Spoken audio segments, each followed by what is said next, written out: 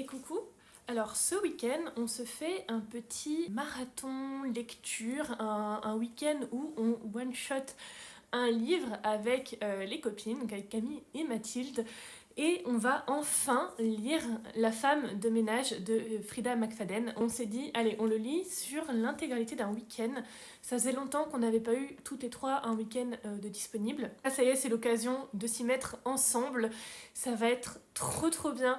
J'ai trop hâte de le commencer. De toute façon, je pense que ça ne peut que être bien. Après, je lis pas beaucoup de thrillers. Je lis surtout du Stephen King en matière de thriller. Donc voilà, c'est pas forcément la référence en la matière. J'en ai lu quelques-uns, mais pas les plus grands noms. Voilà, ça date en plus, donc je sais pas si je vais être la meilleure juge. Mais en tout cas, on va lire celui-là. J'ai hâte. Je pense que je vais me laisser facilement surprendre.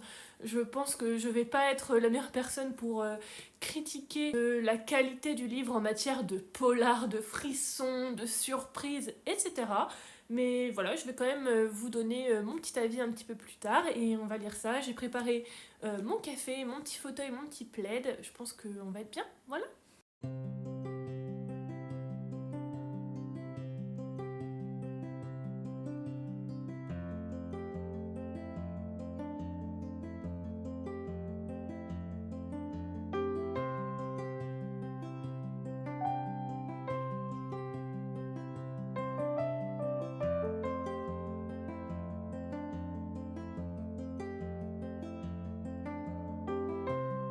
J'ai lu une centaine de pages, donc ça fait à peu près, voilà, je suis à chapitre 15, donc 112 pages. Et alors, ça se lit très vite. C'est écrit de manière à vraiment transformer le livre en page turner.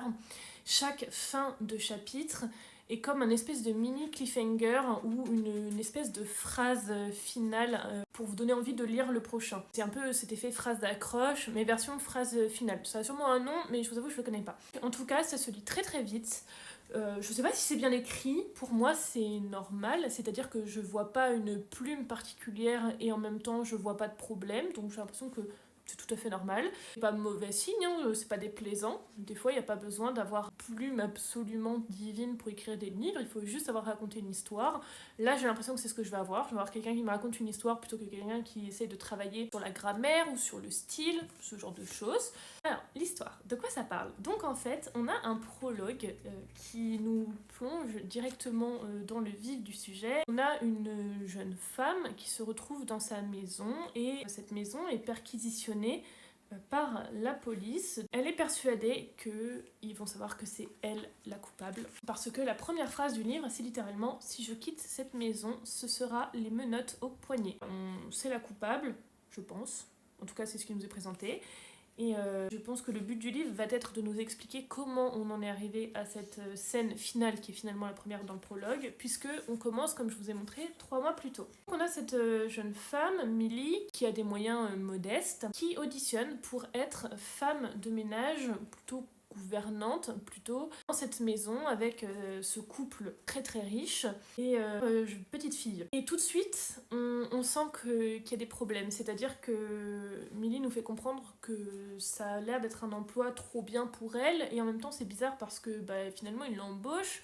Donc est-ce que c'est pas un peu étrange qu'ils embauchent une fille comme elle pour être dans une maison avec autant de biens précieux, sachant que Millie en plus a un casier judiciaire, ça nous est dit dès le début, on sait pas pourquoi, mais elle a un casier judiciaire. Donc c'est bizarre qu'ils la prennent parce que s'ils enquêtent, ils vont voir qu'ils vont faire venir une criminelle, enfin une délinquante chez eux, donc c'est étrange. Il y a cette porte aussi qui est très bizarre, donc en fait Millie va dormir dans une chambre qui se trouve au grenier où il y a une serrure qui ne se ferme que de l'extérieur. Tout de suite Millie va remarquer ça va être bizarre, donc en fait c'est fort peu subtil parce qu'on se doute qu'il va y avoir une histoire de captivité. Ça nous est annoncé, je veux dire, pour qu'on nous dise que la personnage principale remarque que comme par hasard, dis donc, la serrure ne se ferme que d'extérieur, on se doute qu'il va se passer un truc avec cette pièce. C'est peu subtil, mais en même temps, c'est pas si grave que ça, parce que ça n'empêche pas de tourner les pages et d'apprécier la lecture, et j'ai quand même envie de savoir où ça va. Alors peut-être que des personnes qui sont fans absolus de thrillers, de romans policiers, vont se dire que justement ce manque de subtilité c'est un défaut, que ça leur plaît pas du tout, que eux ils préfèrent mener l'enquête, etc. Moi, ça me dérange pas qu'on me donne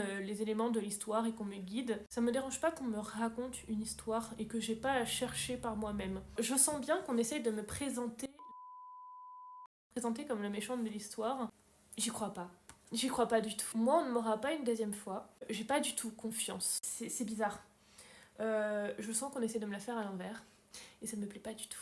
À voir la suite, on va voir si mes théories sont justes, mais je crois pas du tout à ce qu'on essaie de me vendre là.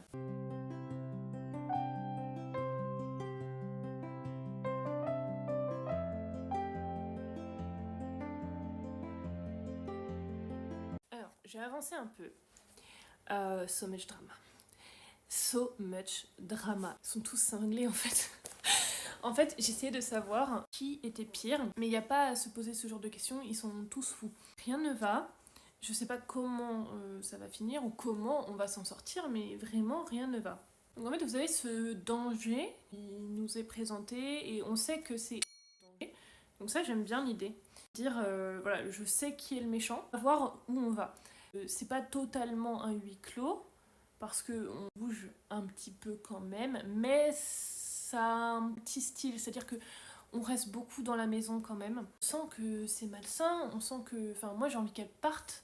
En fait, il faut que Millie parte et elle peut pas. Millie doit absolument garder son travail et un semblant de stabilité dans sa vie. Il y a aussi un personnage qui est assez étrange, c'est un espèce de jardinier qui parle pas vraiment anglais et en même temps il a l'air de comprendre 2-3 trucs, qui est là, qui rôde dans le jardin, qui a l'air d'avoir très très peur de Nina et en même temps très très peur de son mari. Enfin, je sais pas, il a des relations bizarres avec les deux, donc qu'est-ce qu'il fait là? Je sais pas.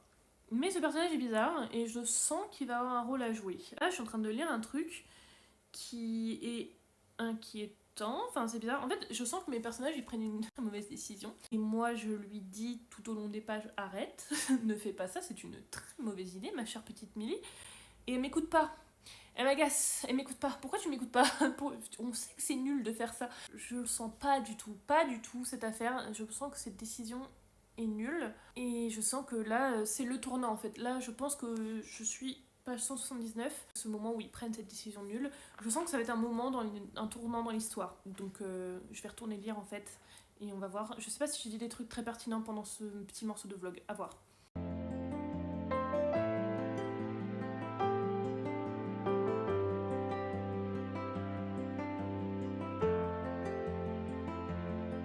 Oh my god.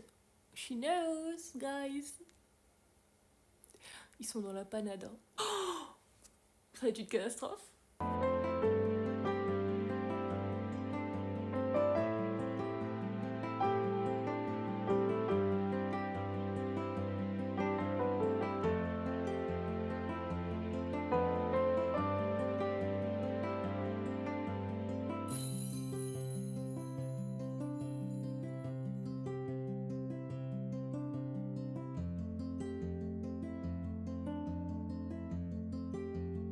I knew it, guys. I knew it. Bon, on me la fera pas à moi. J'ai fini la première partie. C'est vraiment très facile à lire. Mais alors, I knew it. Je suis trop contente parce que d'habitude, moi je suis un petit peu naïve. Et tout ce qui est plot twist et tout, moi je vois rien venir. Donc je suis pas hyper douée pour critiquer ce genre de choses. Parce que moi je me laisse facilement porter et je vois pas les trucs venir. Et à chaque fois, moi je suis genre, oh mon dieu! Tout le monde dit, mais Kim, c'était évident. Bah non, c'est pas évident, enfin! Et là, je savais que il y avait un truc qui allait pas. Et je peux pas vous dire quoi, mais je savais qu'il y avait un truc qui allait pas, c'était trop bizarre. À la fin là, enfin, je vois qu'il y a une deuxième partie.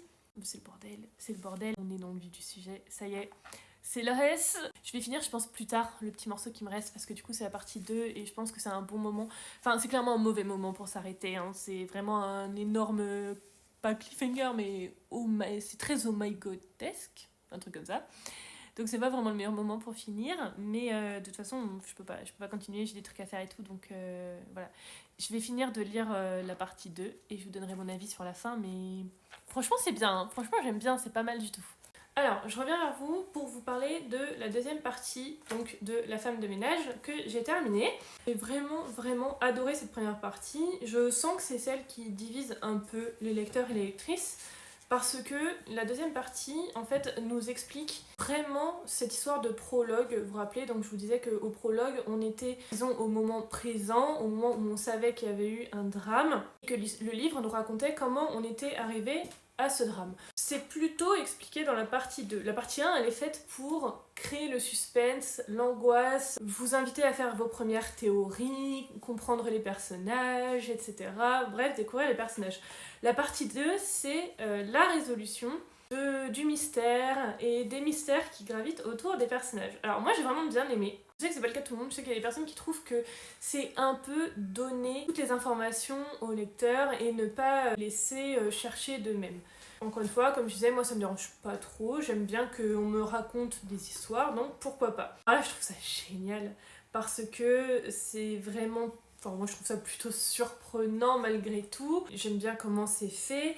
C'est un peu tiré par les cheveux pour certains trucs, mais voilà, je trouve que c'est très sympa. La résolution, elle était ok, je trouve. C'est pas la plus surprenante du monde, mais disons que ça reste plutôt sympa à lire. Par contre, je trouve que la fin, vraiment la toute fin, est désastreuse. C'est-à-dire qu'elle détruit tout ce qui a été construit dans le livre, elle détruit tous les enjeux, tous les risques. Je suis très déçue de la fin. Je sais pas si vous l'avez lu, n'hésitez pas à me dire ce que vous avez pensé de la fin si c'est le cas, mais moi je l'ai trouvé catastrophique parce que on construit pendant environ 400 pages une intrigue, des enjeux psychologiques, des enjeux moraux, pour qu'à la fin, tout soit balayé par un enquête. Voilà, moi c'est comme ça que je l'ai vécu. Je l'ai vraiment vécu comme un oh mon dieu, qu'est-ce qui va se passer? On risque ça. T'inquiète. Fin du livre. Je trouve ça pas terrible. Je m'attendais à mieux. Je suis très déçue de cette fin. C'est un peu dommage. Ce sera pas le coup de cœur du siècle. C'était un bon roman à binger en un week-end avec les copines. C'est sympa, ça vous met bien dans l'ambiance un peu automnale et tout. Franchement, si vous voulez le lire, vous pouvez y aller. Mais ne vous attendez pas, je pense, à The romance, The thriller. C'est sympa. C'est sympa, mais ce sera pas plus. Pour moi, c'est un 3 étoiles. Et je trouve que 3 étoiles, c'est bien. Ça veut dire que la lecture, elle est ok. Mais ce sera pas plus. Je vais quand même lire la suite parce qu'il y a un petit épilogue qui donne plutôt envie, je trouve. Un épilogue qui nous annonce clairement que le 2 ne sera pas dans la même lignée. Donc voilà, je vais lire la suite, ça va être sympa. Mais je m'attendais à mieux en fait. Je m'attendais vraiment à mieux. C'est bien, mais sans plus.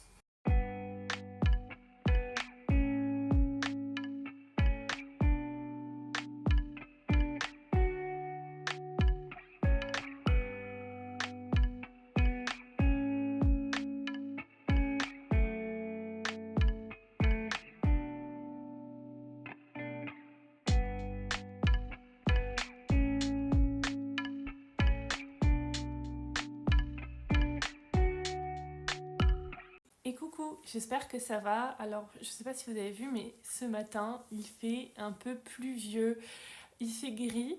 Du coup, je suis de bonne humeur. C'est très étrange, je sais, mais ça me met en joie de me dire que je suis à la maison, qu'il y a ce premier jour de temps un peu grisâtre, un peu pluvieux, et que j'ai la chance de pouvoir lire un peu à la maison, de me faire une matinée vraiment très calme, une matinée sans bruit, juste pour moi, donc je suis très contente. J'ai pris une douche genre bouillante, super chaude et tout. J'ai enfilé mon truc le plus confortable du monde et voilà, je me suis fait un petit moment à moi. Ce matin, j'avais vraiment envie de me poser et de lire un truc un peu plus cosy. J'ai envie de profiter de ce jour de pluie et de calme pour me mettre vraiment dans l'ambiance automnale, voilà, de commencer un petit peu. Et du coup, j'ai craqué sur un livre qui est dans ma wishlist depuis presque un an. Du coup, ça y est, là, j'ai craqué. Alors, je l'ai pris en numérique, donc j'ai pris The Pumpkin Spice Café. C'est la saison pour tomber amoureux. Regardez-moi cette couverture. J'espère que je vais bien vous montrer malgré le reflet, mais c'est trop beau. Ah bon, moi j'ai la vieille Kindle en noir et blanc, la toute simple, la plus basique des basiques.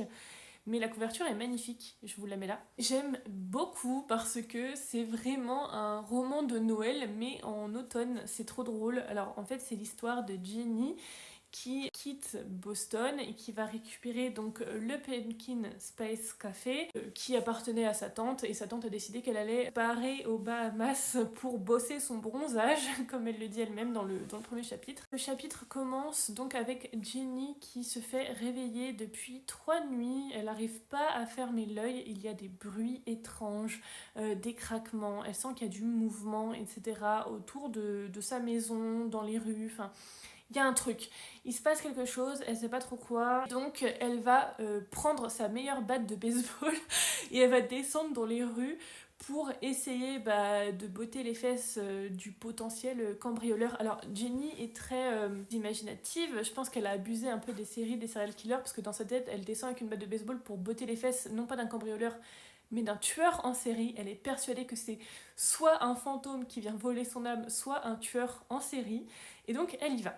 Et Jenny est très drama queen, vraiment, c'est the drama, c'est l'originel. Elle en rajoute des caisses, elle se fait des scénarios dans sa tête, elle est, vous savez, elle est très fraîche, et elle a cette naïveté vraiment mignonne et chaleureuse. Voilà, elle est comme ça, et puis je vous dis, elle se fait plein de films, du coup c'est vraiment drôle, quoi. Et donc elle descend et elle va tomber sur un mec qui transporte des caisses de citrouilles, de courges et tout. Et en fait, le mec vient juste livrer le café. C'est le fermier du coin. Le fermier du coin, vous imaginez bien qu'il ressemble pas à Dédé, hein. Il s'appelle Logan, bien sûr. C'est un brun aux yeux marrons, presque noirs. Bon, c'est la description dans le livre. Bon, Logan est beau gosse, clairement, hein. Et du coup, lui, il est là avec cette espèce de psychopathe qui veut lui foutre un coup de batte alors qu'il vient juste faire son travail parce que il travaillait pour sa tante. Donc ils vont discuter, elle lui explique qu'elle entend des bruits, qu'elle a peur et tout, lui genre pitié, enfin il est très taciturne, très solitaire, bon c'est vraiment le mec des films de Noël un peu grincheux quoi. Il se retrouve avec elle à prendre un café du coup parce qu'elle a eu peur et qu'il va pas laisser la demoiselle en détresse. Et en fait elle ne fait que parler. Lui, il en peut plus, il est au bout de sa vie, elle ne fait que parler et de lui dire mais si c'est un fantôme, si c'est un démon qui vient inspirer mon âme, si c'est un serial killer et tout, lui, là, genre arrête, tu t'en fais des caisses. Voilà, donc c'est très très drôle. Je pense qu'il va y avoir un peu ce côté grumpy, sunshine, voilà, ce genre de truc. En tout cas, c'est très très bien. J'ai lu 3 chapitres jusque-là. C'est fort peu, me direz-vous, mais écoutez, j'ai été déconcentrée. Je regardais un peu les débriefs du Z-Event aussi. Voilà. Du coup, ça a l'air méga bien.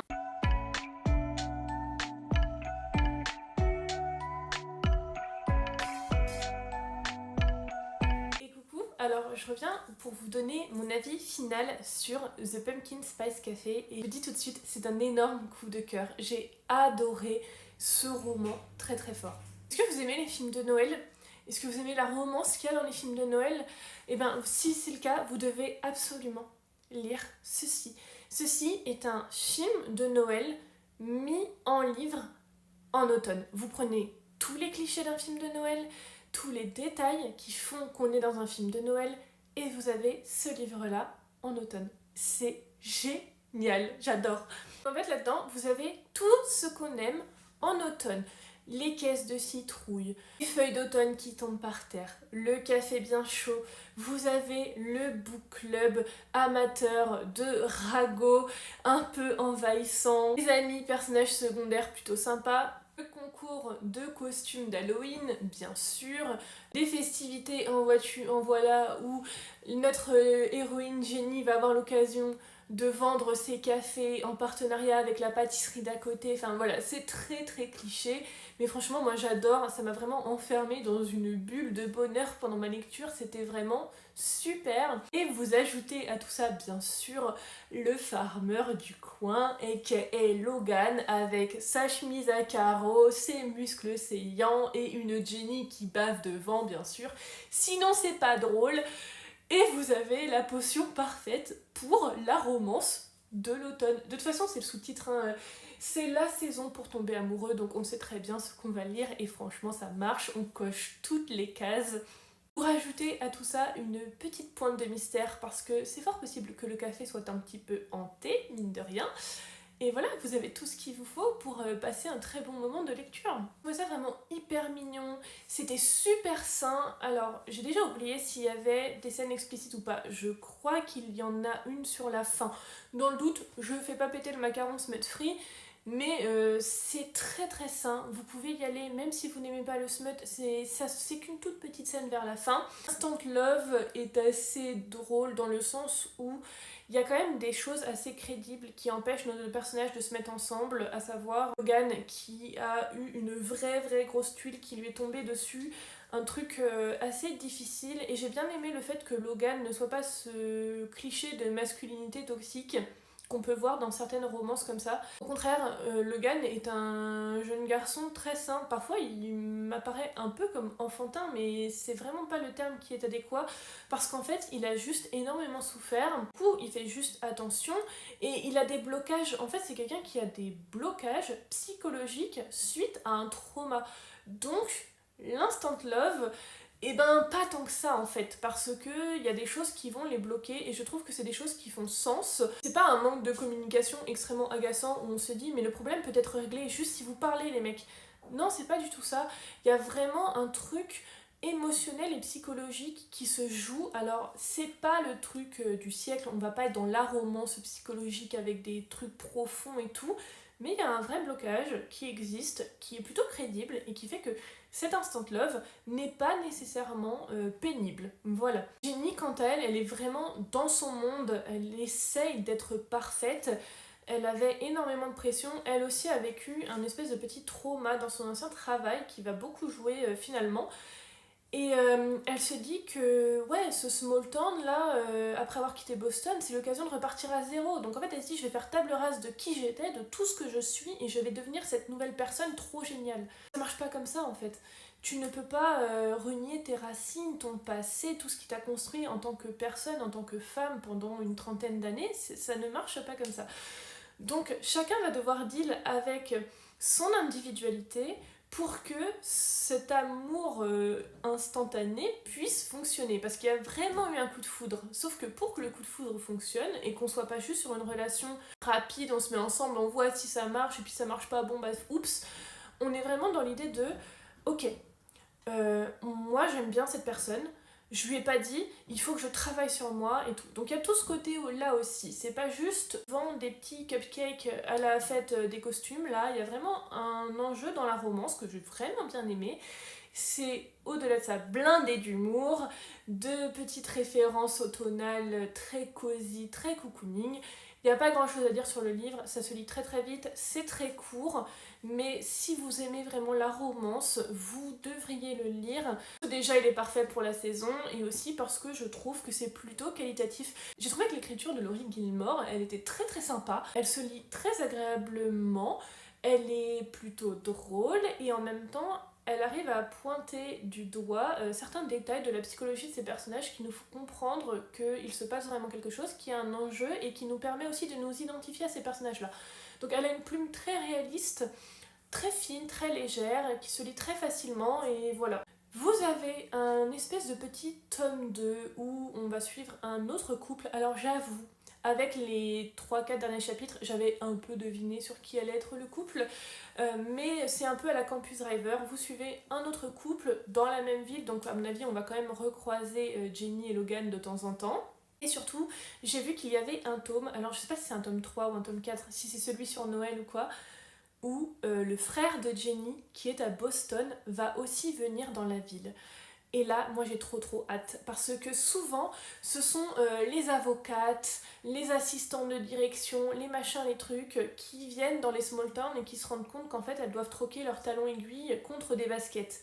C'est souvent ça dans les films de Noël, c'est le cas dans ce livre-là. J'aime bien l'idée que là, ce soit l'inverse. J'ai très hâte de voir ce que ça va être. Donc voilà, c'est une très bonne romance que je vous recommande très chaudement. Voilà.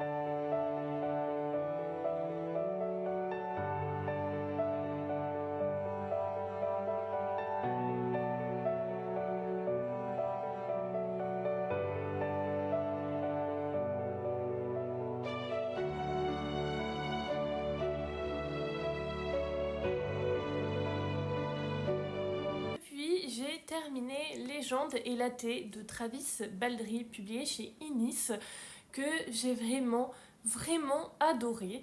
Alors, c'est une cozy fantasy sans aucun combat, sans aucune epicness, si je peux dire ça comme ça. L'objectif est vraiment de mettre en avant tout ce qui peut nous apporter du bonheur, un espèce de réconfort. Et je dois avouer que j'aime bien l'idée que la fantasy puisse faire ça aussi. C'est-à-dire que la fantasy sont des combats, de la magie, de grands voyages, des quêtes épiques, tout ça. Mais j'aime bien l'idée que ça puisse aussi être ça. C'est-à-dire que là-dedans, on va pas avoir de combat épique, mais on va avoir cette orque qui est ici donc vive.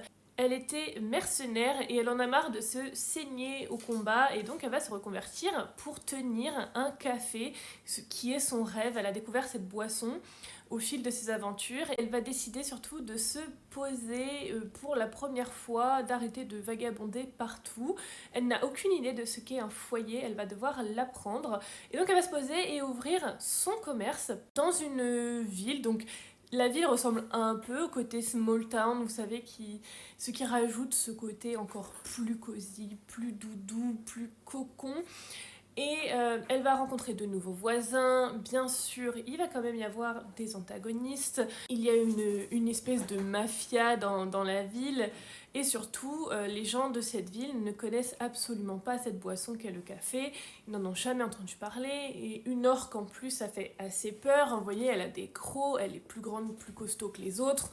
Donc elle doit composer avec son image, avec ce qu'elle renvoie d'assez menaçant, composer avec le fait que personne ne connaît le produit qu'elle veut commercialiser, ce qui n'est pas terrible quand on veut ouvrir un commerce, et surtout avec le fait qu'elle va rencontrer la pègre du coin et des gens qui sont pas forcément pour sa réussite. J'ai vraiment adoré un personnage secondaire qui s'appelle Bouton, qui est très mignon. Dedans, vous avez pas que l'aspect café, vous avez aussi le côté un peu pâtisserie qui est vraiment trop mignon. Les personnages vont pas s'émerveiller devant un nouveau bouclier avec un enchantement de dingue, ils vont s'émerveiller devant des cinnamon rolls, devant des croissants, ce genre de choses. Le but n'est pas de savoir si le livre est réaliste. Vous voyez, il y a une machine à café hyper sophistiquée.